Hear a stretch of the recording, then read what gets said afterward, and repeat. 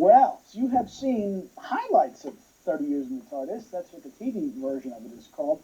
But more than 30 Years in the TARDIS is what the home video version is called. And that's because it's got so much more. Lots of extra footage and interviews and clips and all that behind-the-sofa stuff that people used to go through when these episodes were first being screened in England. And for us here in Pittsburgh, when you think of the opportunity that we have to bring you so many of these classic episodes, you start with William Hartnell, and you work through Patrick Trout, and sadly we only have 6 of his stories still remaining. But we go into those 24 John Pertwee stories, those 41 Tom Baker stories, those Peter Davison stories, those Colin Baker stories, Sylvester McCoy stories. We have the ability to bring you these programs, but we cannot do it without viewer support. So we're here tonight asking you for that. Now stay with us because the night is still young. In fact, what we're going to do, if we can be successful here tonight during this pledge break, is we're going to bring you 6 of the episodes of the Web Planet. We're going to show you these classic Doctor Who, lost Doctor Who from William Hartnell, something Pittsburgh has not seen in many, many years, and it's actually our premiere here in WQED of the Web Planet. And we will show you this, but we're asking to take a measure of good faith here. We're not asking you to put a quarter in your TV every time we bring you a Doctor Who episode. We are asking for you to take a leap of faith and say, you know what? Thank you, WQED, because this show is important to me. I think it's great that I have this episode available, and it's available to all of Pittsburgh to watch this show Saturday night, sitting back, seeing William Hartnell, seeing Carol Ann Ford, seeing these great episodes, having these great memories, having the opportunity to have great guests in the studios. I want to support what you're doing, and the way you support is with your dollars, because it's the only way we can keep this going.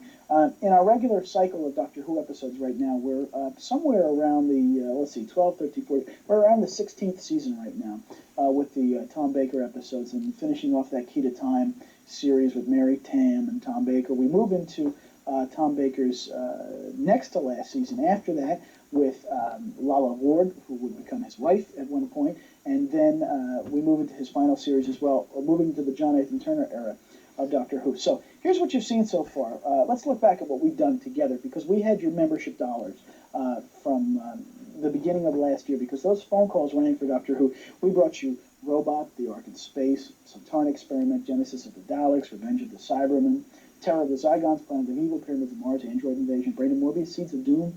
You had the Mask of Mandragora, you had the Hand of Fear, and Deadly Assassin, and the Face of Evil, and the Robots of Death, and the Talons of Wing Chiang, and the Horror of Fang Rock, and the Invisible Enemy, Image of the Fendal Sunmakers, Underworld Invasion of Time. Then we started with the Key to Time era. So we had Rebus Operation, we had Pirate Planet, Stones of Blood, Androids of Tara, Pirate Crow, Armageddon Factory. We're starting with Destiny of the Daleks. We want to go all the way through to Legopolis, and then we're going to decide if we go back to John Pertwee or we go forward to Peter Davison. But to be able to do this, we have to have your dollars. Think of these great episodes we've shared together. Think of where we're going together. We want to travel together in the TARDIS, but you only have the ability to make sure that we can control our destiny, and that is by making sure the program stays here in WQED. Now, we talked a little bit about John Nathan Turner, because if you do support us, your pledge to us, you give us the money. Our pledge to you, we give you the episodes. John Nathan Turner, later years of Doctor Who, of course, producer, and very responsible for kind of bringing Doctor Who up to snuff, as it were, into the 80s. Incredible new title sequence and new music and everything with Tom Baker's last season, all of Peter Davison's episodes. And then started venturing out to doing kind of cutting-edge topics for what really was considered a children's program at the time. And one of those episodes was something called Vengeance on Varus. And one of the stars of that particular episode, Pittsburgh, is right here tonight to show his support for our efforts to keep his classic episodes, as well as all the great episodes of Doctor Who, on the air. So we're going to talk to him about kind of what it was like to be there, and especially with the writing of a story like that. But while we're here discussing this, the phone number's up so that you can go to the phone and support it, so we can keep it coming your way. Martin Jarvis, what was it like to work on Vengeance on Varus? Well, as an ex-governor of Varos, I think the first thing I want to say is that they should have built an episode around you, DJ, and called it The Memory Man. Absolutely wonderful. Vengeance on Varos was, I think, a brilliant Doctor Who 2-hour special. It was presented as a 2-hour special in England, I think in the middle 80s. I thoroughly enjoyed it, first of all, because my old friend Colin Baker had by then become the Doctor, and so he took your job. Somewhere along the line I was hotly tipped, as I told you, but I can't remember quite when I was hotly tipped. But he certainly took that job for however many years he did it. And he was excellent. He had some of the quirkiness of Tom Baker, who was a wonderful Doctor Who. I never worked in any of the Tom episodes, although I did work with Tom many times because we both used to meet up at one or two of the voiceover studios in London. I was going to say, with Tom, it was probably one of the pubs. That's what he's famous for. Occasionally the pubs, yes. He was used to do the voiceover and then go around to the pub. But we'd often find ourselves saying, well, in my case, drink more beer. And in Tom's case, drink more beer. But I never actually did a Doctor Who chunk of episodes. But I was very much attracted to the script that came to me, Vengeance on Varos, because it was written by Philip Martin, very good writer, and it really dealt with some things that go on in society through the Doctor Who structure. A society controlled by, dare I say, television. And in the case of this society, not in a good way. You voted totally on television, which is something that's already happening. People press buttons to vote it in game shows and things like that. But this was voting for your governor. I felt this particularly being the governor of Varos. But whoa. I mean, we just went through this kind of controversial election over here, and part of what's been discussed is, let's go to online voting. You bet. And, why can't we just do it from our televisions? And they had this whole controversy over the form that was used. And well, Doctor Who got there 15 years ago. How far away are we? Exactly. And what also was rather frightening is that if you were voted down, if you were going to continue as governor, you sat you were on television, the whole world, or this planet, Varos, had their yes or no buttons next to their own televisions in their own home, and if they didn't want you to continue to be governor because you weren't tough enough, or whatever, they press no, and they see you tortured. And again, according to how strong you are, you could actually be killed, or you might just be tortured and survive to go towards another vote. This was brilliantly done, I think, and also it had something to say about both politically and, as I said, about the television generation. For all those reasons, it was great. It also attracted a tremendous amount of attention when shown, simply because people wrote in and said, this is disgraceful. This is a children's series. Well, is it a children's series? Perhaps it is. It's for everybody, in my view. Questions were asked in the Houses of Parliament. Should this be shown on television? And it didn't get a repeat, the normal repeat it would have had within a few months. I think it's been repeated now, and it's shown constantly on cable in England. But I think it's a very special 2-hour Doctor Who. It's interesting because you think of, here in America now, we have all this reality TV, as they call it, programs like Survivor, and, where people are getting voted off the island. And so we're not that far away. It's just an example of kind of that cutting-edge advancement that Doctor Who was always known for. And it's such a great opportunity that we have to be able to keep these episodes going. And that's what we're here to do.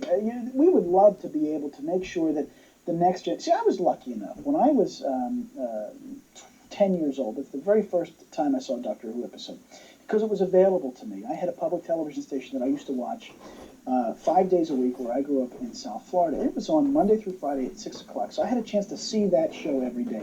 And then on weekends, we had another public television station that used to kind of show these, you would call them omnibus versions of them together as kind of movies. So it was available to me to watch the show. It was exposed. I'm a little concerned that if we look at the rest of the country, see, there was a time here where Doctor Who was on something in the neighborhood of 286 stations, 1984, at the height of its popularity. Right. Now we're down to 6 stations that carry the show. So it's not being out there, it's not being exposed, and I just wonder, are my nephews, or my nieces, or my children going to have the chance to know the wondrous world of creativity and imagination that this show brings? Because if it's not exposed, if it's not available, if we don't do our part by picking up the phone and making a pledge of support, if you don't support our efforts to broadcast the program and make it available to the next generation, then how is it ever going to survive? That's the thing with Doctor Who. People are always talking about, is it going to come back? Is it going to be a movie? Is it going to be a series? The reason it's not back was because the mass audience wasn't there. But we're so lucky here in Pittsburgh because we can go back and review these stories. You look at some of those episodes. There was one, Peter Miles was in, your friend from the Dinosaurs episode, and it was called Genesis of the Daleks. And if you look at the subtext of what was going on there, they were really talking about Nazis and the Daleks and Hitler, and it really was an educational lesson. Saying earlier, TJ, that the format of Doctor Who gives different writers, different directors, different actors a chance to go into so many different areas. Somebody might have something they really want to say about the history of the Nazi Party, of National Socialism, whatever we like to now call it, or Elizabethan England, the 20s. I mean, Doctor Who, I'm pretty sure, has been to every century, not only in every century in the future, but every century in the past. It is a wonderful opportunity, and also, I mean, I don't want to spend too much time talking about education, but nevertheless, it is extremely educational to suddenly learn about what might have gone on. How did people find fire, make fire? I think we went back that far, didn't we, sometimes? Sure, absolutely. Well, and that's, people ask, we'll get criticism sometimes. People say, I don't think you should be running this. That's not what PBS is all about. You're educational. But this is an entertainment show that educates. No question about that. It's certainly what prompted me to want to read the classics, and it's certainly something that we can do together with your funding, but the episodes, to be able to license them, to pay for the unions and the actors that are involved with the production, to be able to broadcast that, to convert the tapes from English standard tapes to American standard tapes. That all costs dollars, it costs money, and that's what we're here to do. We are getting ready to go into kind of your early days, your very premiere, as it were, on the series. When you look back, when you look at this we've been talking about, of course, the Web Planet, which is available for your pledge to support when you call Make a Pledge. There I am. When you see that young man there, I look like Santa Claus there. How does that make you feel? And how does it make you feel to know that you're going to live forever? And Pittsburgh, you have the ability to make this series live forever and to support Martin and to make sure that Martin lives forever by being exposed and available because of those dollars. How does that make you feel to know that you were a part of history? It makes me feel much as I felt just 6 weeks after the final episode was transmitted in Britain all those years ago, when I walked into Woolworth, the sixpenny store, or a bit more than sixpenny store, and found a plastic replica of myself on sale for 1 shilling. And I bought it. I think I still have it somewhere. And so I feel that in some sense, both in plastic and on video, I will go on forever in Doctor Who. No, it's great. It's a great feeling. Okay, we are trying to keep it alive. That we're, they call us the few, the proud, the Doctor Who fans, and that's what we really are that way, because we love this series. We can't thank you enough for your work and the quality of your work. And thank you for the 50 cents I will get in residuals. Don't forget that. Thank the BBC for that, because we're paying them a lot. So it costs us approximately $600 per half hour every time we play one episode of Doctor Who. Now, in the case of your first story, The Web Planet, that's 6 half hours we have to pay for in license and acquisition, broadcast fees. So then you were in Vengeance on Varos, so that's another 600 times. In our case, it's 4 episodes, probably. 4, because it was cut down for America. You were in Invasion of the Dinosaurs. That's a special exception, where the first episode is in black and white. We had to pay extra to get that. So that's 6 episodes there. So 600 times, that's 12, 13, 16 episodes. You can do the math. That's your dollars at work. We're going to be back one more time as we go into this great classic William Hartnell story. Pittsburgh premiere on WQED. Martin is here, and also you've got to catch him. We'll tell you more about that when we come back. Right now, your cue. Pick up the phone and make your pledge. If you prefer to mail in your contribution, send your check